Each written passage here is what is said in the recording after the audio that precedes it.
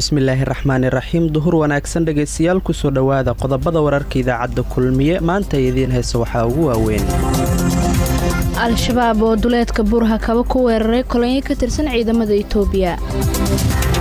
ciidamada Itoobiya oo la sheegay in dad beeraley ah ay ku dileen gobolka Baay. dowladda Soomaaliya oo sheegtay in dacwad ay ka gudbinayso markab kalluumaysi sharci darro ah ka sameeyay xeebaha Soomaaliya. dagaal beeleed khasaare geystay oo ka dhacay deegaanka Ceelbaraf ee gobolka Shabeellaha Dhexe. wiil uu dhalay askari ka tirsan ciidanka Kenya oo ka mid ahaa raggii weeraray hotel ku yaala dalka Kenya. kolonyo ka tirsan ciidamada Amisom oo lagu qarxiyay duleedka degmada Mahadaay ee gobolka Shabeellaha Dhexe. shir looga hadlayo dhismaha waddo xiriirisa gobolada dhexe oo lagu qabtay magaalada Cadaado ee gobolka Galgaduud. madaxweynaha maamulka Puntland oo ciidamada ammaanka faray in ay adkeeyaan ammaanka deegaanada maamulkaas. qaramada midoobay oo walaac ka muujisay dibadbaxyada ka socda dalka Suudaan. iyo madaxweyne Trump oo gudoomiyaha Koongareeska Mareykanka ka joojiyay safarro ay gali lahayd.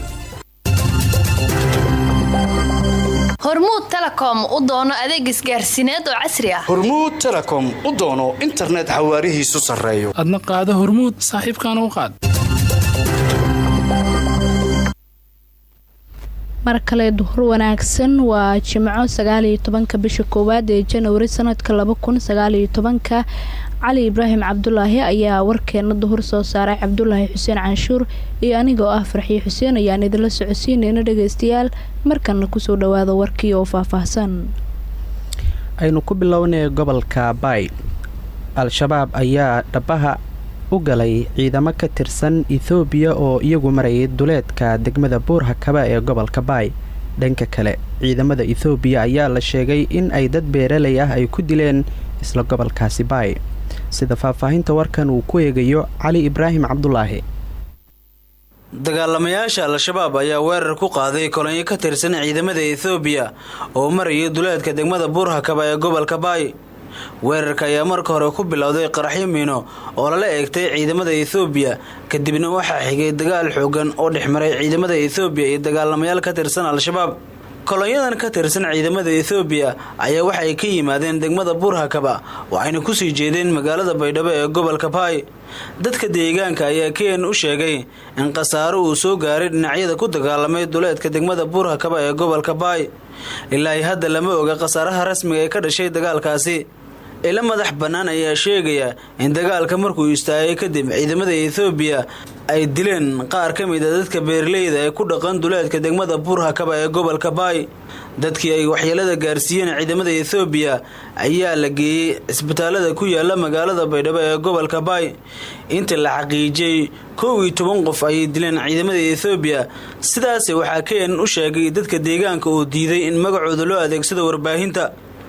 wararka qaar ayaa sheegaya in ciidamo kale oo ka tagay magaalada Baydhabo ee gobolka Baay wadada loo galay isla markaana lagu qarxiyay duleedka deegaanka Daynuna ee gobolka Baay. dhanka kale war ka soo baxay al-shabaab ayaa waxa ay ku sheegeen in ciidamada Itoobiya ay ku dileen ku dhawaad 57 askari tirinta ka badan ay ku dhaawaceen isla markaana waxa ay sheegeen in gaadiid badan ay ka gubeen ciidamada Itoobiya laakiin ma jirto cid xaqiijin karta warka ka soo baxay al-shabaab. sidoo kale ma jiraan wali wax war oo ka soo baxay saraakiisha ciidamada Itoobiya ee jooga gobolka Baay. dowladda Soomaaliya ayaa waxa ay sheegtay in ay dacwad ka gudbinayso markab kalluumaysi sharci darro ah ka sameeyay xeebaha Soomaaliya. axmed maxamed ibraahim ayaa warkan faahfaahinaya. wasiirka kalluumaysiga iyo kheyraadka badda ee xukuumadda Soomaaliya Cabdullaahi Bidhaan Warsame oo la hadlayay TV-ga ku hadla afka dowladda ayaa sheegay in biyaha Soomaaliya ku soo xadgudbay shalay markab si sharci darro ah kaga kalluumaystay badda Soomaaliya. markabka ayuu ku tilmaamay wasiir Bidhaan inay ku rageliyeen dekedaha dowladaha dariska la ah Soomaaliya inuusan waxba dejin karin qaadi karinna isla markaana la xaniibo si uusan u baxsan. inkastoo uusan shaacin wasiirka magaca markabka balse waxa uu hoosta ka xariiqay in dhawaan ay dacweyn doonto Soomaaliya markabkaasi laga qaadi doono ganax adaga. inta gaareen marka waxaan sameynaa hadda shalay waxa la soo diray markab la ogaaday inuu ku jiro xeebaha Soomaaliya oo lasoo xaqiijiyey kuwa badan waa la ogaadaa shaki laakiin waxba laguma xukumi karo waa in la xaqiijiyo muddo ay qaadato marka kaasoo kale waxaan ka ribood garaynaynaa dekadaha dariska nala ah oo nagu dhow oo aan heshiis kula jiro in hadduu markabkaasoo yimaado aan waxba dejin karin halkiisa lagu qabto marka la qabto oo saa lagu guulaystaan waa nalala soo xidhiidhaya waa la ganaaxi doonaa awoodda inaga iskale waxaan ku samaynaynaa markab sharci darrada lagu xaqiijiyo in waxyaabaheena uga kalluumaysanayaan badaheena dhanka kale Cabdullaahi Bidhaan Warsame wasiirka kalluumaysiga iyo kheyraadka badda ee xukuumadda Soomaaliya ayaa ka dalbaday kalluumaysatada Soomaaliyeed inay ku soo wargeliyaan wasaaradda maraakiibta si sharci darrada kaga jalaabta biyaha Soomaaliya kolka yarkaana waxaan ka codsanaynaa kalluumaysatada lafteeda telefoonaan sameynay meelo soo wacan sameynay way ka heli karaan website-ka iyaga meelahaan rabnay in la soo waco in ay nala soo socodsiiyaan anaga meel kastana ma joogi karo xog kastana ma hayn karo maraakiibta inta badanna dhibaatada u geystaa waa maraakiibta aan rabnay inaan la dagaalano oo sharci darrada ku kalluumaysata oo iyagu dee aan cidna dhowrayn cidna ixtiraamayn wixii ay awoodaana qabsanaya ciday rabaana jiidhaya kuwaas waa kuwa aan dagaal kula jiro waxaan ka codsanaynaa dowlayalayda iyo ganacsatada Soomaaliyeed iyo iskaashatooyinka kalluumaysta xeebaha inayn hawsha ka wada shaqeyno ay nala soo socodsiiyaan waxaa jira maraakiib waaweyn oo kale oo iyadana aan ogahay inay ka cawdaan oo maraakiibta waaweyn ee burcadada ilaaliya waxayna taagan oo maraakiib waaweyn oo maraakiib dagaal ah iyagana inay ka cawdaan waa ognahay dowladda Soomaaliya ayaa kol hore waxa ay dacweysay maraakiib si sharci darro ah kaga kalluumaystay biyaha Soomaaliya kuwa oo markii dambe laga qaaday lacago ganaax ah oo ay muteena mahadsanid Axmed markana Shabeellaha Dhexe inta ilaa iyo iminka la ogsoon yahay 3 ruux ayaa ku dhintay tiro intaas ka badanna waa ay ku dhaawacmeen dagaal mar kale dhex maray 2 maleeshiya beeleed oo walaalo ah oo kasoo kala jeeda gobolada Hiiraan iyo Shabeellaha Dhexe waxaayna muddooyinkii dambe colaadoodu ay ka taagneed tuulooyin ku dhow deegaanka Ceel Baraf oo hoos tagta degmada Mahadaay ee gobolka Shabeellaha Dhexe wararkii ugu dambeeyay oo aynu ka helayno goobaha colaadu ay ka taagan tahay ayaa waxay sheegayaan in weli labada dhinac ay wadaan is-uruursi iyadoo laga cabsi qabo in dagaal mar kale uu dhaco qof ka mid ah dadka deegaanka Ceel Dheere oo la hadlay idaacadda Kulmiye ee magaalada Muqdisho ayaa inoo sheegay inay jirto baqdin ku aadan in mar kale dagaalku uu qarxo waxa uu intaa ku daray in dagaalka uu dhacay isla markaana tan ugu daran ay tahay in maleeshiyada labada dhinac kala taabacsan ay dilayaan dadka aan hubaysnayn balse ay u arkaan inuu ka soo jeedo qolada kale oo ay dirirtu ka dhaxayso xaalad adag ayaa ka jirta deegaanada ay colaad beeleedku ay ka taagan yihiin waxaana ilaa iyo iminka jirin cid u istaagtay daminta colaadaasi marka laga soo tago baaq nabadeed oo mas'uuliyiin Hirshabeelle iyo odayaasha dhaqanka ay u direenba labada dhinac sidoo kale waxaa jirta in iminka la qorsheenayo in wada hadallo nabadeed la dhex dhigo odayaasha dhaqanka ee labada maleeshiya beeleed ee walaalo ah oo ay dirirtu ka dhaxayso wiil uu dhalay askari ka tirsan ciidanka Kenya ayaa ka mid ahaa raggii weeraray hoteelka D2 ee ku yaala gudaha dalka Kenya Shamis Xasan Haruun ayaa ka waramaysa warbaahinta Kenya ayaa baahisay in mid ka mid ah raggii weeraray hoteelka Nairobi talaadadii uu ahaa wiil uu dhalay askari ka tirsan ciidanka Kenya ninkan oo magaciisa uu yahay Cali Salem Gishugo ayaa la aaminsan yahay inuu ahaa hogaamiyaha koodii qaaday weerarka D2 oo ay ku dhinteen 12 qof waxa uu dhashay sanadkii 1992 wuxuuna waxbarashadiisii ku bilaabay kaniisad lagu barbaariyo carruurta dadka Masiixiga ah marwadii uu qabay Cali Salim ayaa iyadana ciidanka boolisku xabsiga u taxaabeen wali waxa Kenya ka soconaya baarista xogta dahsoon ee weerarkii talaadadii Al-Shabaab ay ka fuliyeen Nairobi ugu yaraan 9 qof ayaa ciidanka amnigu dhacdadaasi u soo xidheen Al-Shabaab ayaa sheegtay weerarkii ka dhacay magaalada Nairobi ee dalka Kenya waxaana ay sheegeen in weerarkaasi ay ku dhinteen ku dhawaad 47 qof madaxweynaha Kenya Uhuru Kenyatta ayaa mar uu la hadlay warbaahinta waxa uu ciidamada amray in ay jawaab degdeg ka bixiyaan weerarkii ka dhacay hoteelka ku yaala magaalada Nairobi ee D2 Shabeellaha Dhexe haddaan dib ugu laabanana kulanyo ka tirsan ciidamada midowga Afrika ee AMISOM ayaa lagu qarxiyay duleedka degmada Mahadaay ee gobolka Shabeellaha Dhexe si gaar ah deegaanka Buurane la yiraahdo sida wariyaha idaacadda kulmiye ee shabeellaha dhexe warkan uu inoogu soo diray yuusuf abuubakar ibraahim. wararka ka imaanaya deegaanka buuran oo hoostaga degmada Mahadaay ayaa sheegaya in ciidamo ka tirsan kuwa AMISOM qarax lagula eegtay meel ku dhow deegaankaasi. kolonyada ciidamada AMISOM ee la qarxiyay ayaa ka baxay xerada ciidanka AMISOM ay ku leeyihiin garoonka diyaaradaha ee magaalada Jowhar waxaana ay ku sii jeedeen degmada Mahadaay ee gobolka Shabeellaha Dhexe balse xilli ay marayeen meel ku dhow deegaanka buuran ay la kulmeen qaraxa la sheegay inuu ahaa miino lagu aasay wadada oo ay ku socdeen ciidamada. sida la sheegay qaraxa kadib ciidanka AMISOM ayaa rasaas badan waxay u rideen jihooyinka waxaana hakad ay geliyeen safarkooda iyagoo wadada xirtay. daqiiqada kadib ayay dib u fureen wadada iyagoo sii watay safarkoodii ay ugu socdeen degmada Mahadaay ee gobolka Shabeellaha Dhexe. waxaa la sheegay in ciidamada AMISOM uu khasaare ka soo gaaray qaraxa lagula eegtay agagaarka deegaanka buuran inkastoo aan la ogeyn khasaaraha rasmiga ee gaaray. dagaalamayaasha al-shabaab ayaa sheegtay mas'uuliyadda qaraxa lala eegtay ciidamada AMISOM waxaana war lagu soo qoray warbaahinta taageerta al-shabaab ay ku sheegeen in qaraxa ay ku dhinteen ciidamo ka tirsan kuwa AMISOM oo saarnaa gaariga qaraxa uu haleelay. dhinaca kale saraakiisha ciidamada AMISOM ayaanan weli ka hadlin qaraxa ciidamadooda ku qabsaday agagaarka deegaanka buuran oo ka tirsan degmada Mahadaay ee gobolka Shabeellaha Dhexe. maan markii ugu horeysay oo ciidanka AMISOM lagu qarxiyo meel ku dhow deegaanka buuran dhowr jeer ayay sidan oo kale dhacday waxaana dhammaantood mas'uuliyadooda sheegtay al-shabaab. yuusuf abuubakar keenan shabeellaha dhexe. markana aan eegno wararka gobolada dhexe. shir looga hadlayo dhismaha wadada xiriirisa gobolada dhexe ayaa lagu qabtay magaalada Cadaade ee gobolka Galgaduud waxaana qabtay wasaaradda howlaha guud ee dowladda dhexe iyo tan Galmudug. Shaafici Shariif Maxamuud oo Cadaade jooga ayaa warkan inoo soo diray. shir ay si wada jir ah u soo qabanqaabiyeen wasaaradda howlaha guud ee dibudhiska dowladda federaalka Soomaaliya iyo wasaaradda howlaha guud ee dibudhiska maamulka Galmudug loogana hadlayay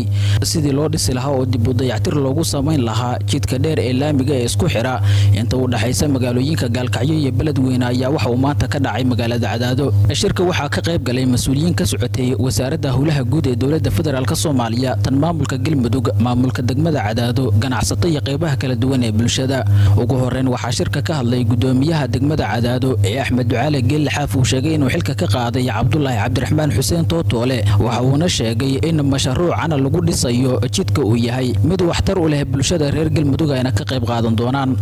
shirkaani waa shir muhiim ah oo shirarkii hore aan iskugu imaan jirnay aad moodo inuu ka sii muhiimsan yahay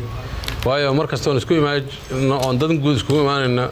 danta waxaan iskugu imaanaynay way ka hooseeyeen in laamigan Gaalkacyo isku xiraaya iyo ilaa Beledweyne iyo jidka Hobyo iyo Gaalkacyo isku xiraaya in la dhiso wax ka hooseeyo dan guudahan iskugu imaan jirnay. jidkaani dawladii u dhacday ka bacdi wax dayactiray male maanta waa aragteen waa meel bahola iyo qar iyo meel yar oo wax yar nadiifa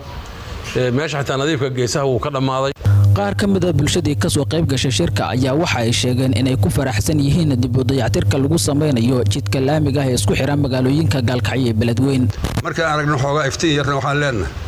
alxamdulillaah saaki si dad abaar joogay naqarkayo roob u daay xoolalayay farxadaas weeye soo dhow. maanta waxaa farxad noo ah inaan helnay dad dhahay waxaa in la dhiseena ama idan qabanayna wadooyinka deegaankan waxaa jirta anaga waqti aan cidna kaabta ay si jirin. wasiir ku-xigeenka wasaaradda howlaha guud iyo dib u dhiska maamulka Galmudug Axmed Cabdullaahi Maxamuud ayaa sheegay in dadaalo badan kadib ay ku guuleysteen mashruucan lagu dhisayo jidka isku xira Gaalkacyo iyo Beledweyne. saaka fadhigeena wuxuu yahay ujeedkiisa inaan in yar isagana warbixino isu taabanno kana wada hadalno mashruuc muddo ay isla soo wadeen wasaaradaha howlaha guud ee heer federaal iyo heer dawlad goboleed oo uu yahay ujeedkiisu dayactirka wadadan dheer ee isku xirta Gaalkacyo ilaa Matabaan. ujeedka aan idin wacnay wuxuu yahay in qolo walba kaalinta ay leedahay ay ka qaadato shaqadaas siday u fuli lahayd si ceeb la oo dhib la inay ku fusho. ugu dambeyn agaasimaha maamulka mashaariicda wasaaradda howlaha guud ee dowladda federaalka Soomaaliya ayaa sheegay in mashruucan la fulin doono bartamaha sanadkan aynu ku guda jirno ee 2019. jidka waxaa la dhisayaa waqtiga insha Allah taala hadii Ilaahay sida lagu tala jiro Ilaahay uu aqbalo haddii ilaahay ka raali noqdo sanadkan dabayaaqadiisa ama bartamihiisa in la bilaabaa la rajaynaya haddii ilaahay ka raali noqdo ujeeddada ugu muhiimsanna waxaa waaye in la dayactiro meelana waa ka fiican yahay meelana waa ka xun yahay oo way aad ay u jajaban tahay laga soo bilaabo beledweyne ilaa gaalkacyo qayb ah ayaa ku jirta jidkaas qaybta kale oo ku jirta waxay tahay gaalkacyo ilaa Hobyo galmudug waa areada ugu weyn oo jidkaas mashruucan uu ka hirgeli doono haddii ilaahay ka raali noqdo shaafici shariif maxamuud raadiyo kulmiye cadaado sida faahfaahinta warkan uu ku eegayo wariyaheena Cumar Maxamed Soomane madaxweynaha maamulka Puntland Saciid Cabdullaahi Dani ayaa ciidamada ammaanka ee maamulkaasi waxa uu faray inay adkeeyaan ammaanka deegaanada maamulka Puntland uu ka arrimiyo si loogu hortago dilalka ay geystaan shabaab iyo Daacish. madaxweynaha Puntland Saciid Cabdullaahi Maxamed Dani oo kulan la qaadanaya xubnaha golaha wasiirada iyo saraakiisha ciidamada ayaa soo saaray amar ku aadan adkeynta amniga magaalooyinka maamulka Puntland gaar ahaan magaalada Boosaaso oo xaaladeeda amniga bariyahan maaran loo laayahay kadib isku dhacyo soo kala dhexgalay ciidamo ka tirsan kuwa ilaalinaya shirkadaha gaarka loo leeyahay ee ku yaala gudaha magaalada Boosaaso iyo in dilal qorshaysan xilliyada qaarkood ay ka dhacaan gudaha magaaladaasi. madaxweyne Saciid Cabdullaahi Dani ayaa faray saraakiisha ciidamadu in ay sii laba jibaaraan amniga lagu xaqiijinayo magaalooyinka maamulka Puntland waxaana uu sheegay xilligan in la dagaalamo shakhsi kasta oo doonaya inuu isku dayo inuu waxyeeleeyo amniga guud ahaanba deegaanada Puntland. saraakiisha ciidamada ayaa madaxweynaha u sheegay xilligan in ay laba jibaari doonaan ka hortaga falalka lagu waxyeeleynayo amniga deegaanada Puntland waxaana ay sheegeen in dhowr jeer hore ay shakhsiyaad u soo qabqabteen dilalkii ugu dambeeyay ee ka dhacay magaalada Boosaaso. madaxweyne Saciid Cabdullaahi Dani ayaa kulankiisana waxa uu qayb ka noqonaya kulamo joogto ah oo bariyahan looga hadlaya xaaladda deegaanada Puntland taasoo ay ugu horeyso amniga waxaana uu sheegay Saciid Cabdullaahi Dani in aan laga yeeli doonin in shakhsi ku xadgudba amniga deegaanada Puntland isla markaana sharciga la marsiin doono sidoo hadalka uu dhigay. madaxweyne Saciid Cabdullaahi Dani ayaa sidoo kale ciidamada faray in ay tagaan deegaanada buuraleyda galgala ee gobolka Bari halkaas oo xilliyada qaarkood ay ka dhacaan weerar loo geysto ciidamada daraawiishta iyadoo ay ugu dambeysay weerarkii dhawaan deegaanka af urur meena dhulka loogu aasay ciidamo ka tirsan kuwa daraawiishta oo 3 kamid ah ay dhaawac ka soo gaadhay halka qof kale oo shacab ahaana ay ku dhaawacantay qaraxa simiinada ahayd. hadalkan ayuu madaxweynaha Puntland ka sheegay xarunta madaxtooyada magaalada Garowe xilli uu kulan la qaadanayay xubnaha golaha wasiirada iyo saraakiisha ciidamada iyadoona dhammaanba xubnaha ka qaybgalaya kulankan ay isla soo qaadeen sida looga hortagi karo faralka ammaan darida iyo in ciidamada la siiyo kalsooni dhab ah oo ay ku xaqiijin karaan amniga magaalooyinka maamulka Puntland. warka duhur ee keenin ayaad dhageysanaysaan dhageystayaal jimco wanaagsan akhbaaraadka caalamka ayaa weli inoo harsan duulimaad raaxa leh degdegsiimaya ammaano ayr Jabuuti u doono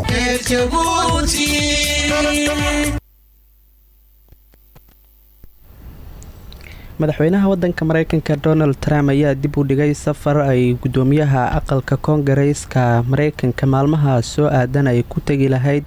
magaalada Brussels iyo sidoo kale dalalka Afghanistan iyo Masar